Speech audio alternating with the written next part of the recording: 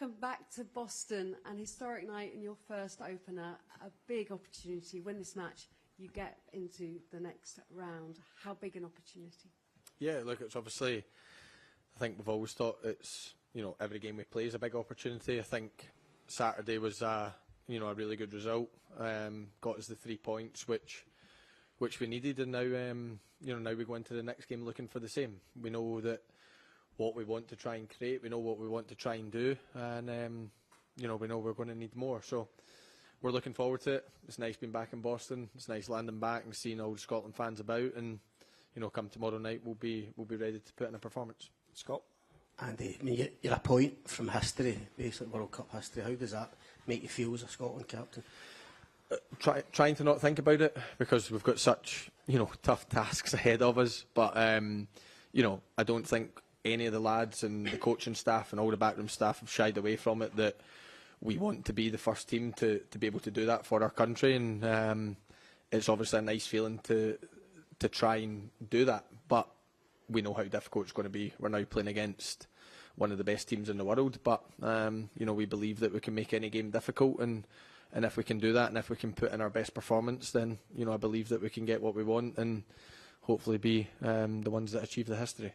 You've come up against Hakimi a few times at club level. How highly do you rate him, and how big a threat will he pose to us, even from fullback?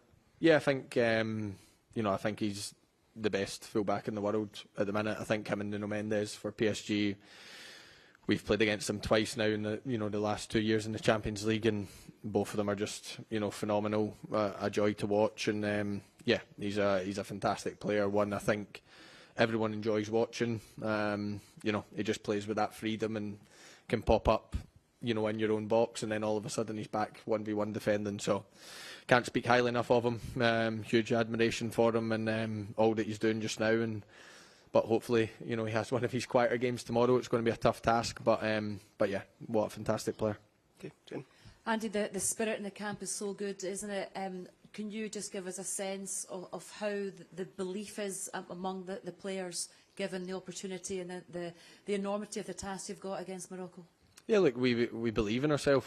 I don't think we would be here if we didn't, because we had to believe at times in the qualifying campaign that we could do it when maybe people didn't think we could. If you just take the Denmark game for, you go behind, or they equalised twice, especially late on, and we just kept believing and believing. So this squad's full of belief. We know we've got a tough game tomorrow. We know we're playing one of the best in the world, but we also believe that if we perform to our maximum, then we can make it difficult for anyone. I think we've proven that over the years. So it's up to us to be at our best. It's up to us to do what the game plan is, and hopefully if we can do that, then we get the point, or we get the 3 points that we need to make history.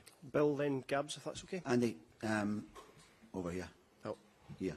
Oh, it's because it's coming out. That I know, sorry. It's I'm very old. I'm still in mono. You've mentioned in your opening comments here the fans and how they've been, even by the standards of the Tartan Army, how impressed have the boys been by how Boston especially has taken to them? And does that have an impact on how you go about? Does seeing the fans make you feel better? I think the biggest compliment I can give them is I'm not surprised. I think that's the biggest compliment I can give the Tartan Army. I think when they went to Germany, every city they were in, they fell in love with them. I think when they go to away games and qualifying campaigns, people fall in love with them, and I think Boston's done the exact same. It's been great to see the videos. It's been great, the video at the Red Sox games and stuff. I think the Liverpool owners were absolutely delighted that the Tartan Army were in. One of them sent me a nice message. So they carry themselves so well. You've got to give them credit. They support the team, but also away from the football, they just carry themselves so well. And I think just every city they go in and every people they meet, they just fall in love with them, and that's the biggest compliment I can give them. But on Saturday they were magnificent for us in the stadium as well, and I know they'll be the same again tomorrow, and around the city as well. They've conducted themselves so well, so can't speak highly enough of them. They're the best in the world, and I'm sure they'll continue to do that. He was just saying that basically the Red Sox game had turned into a Tartan Army.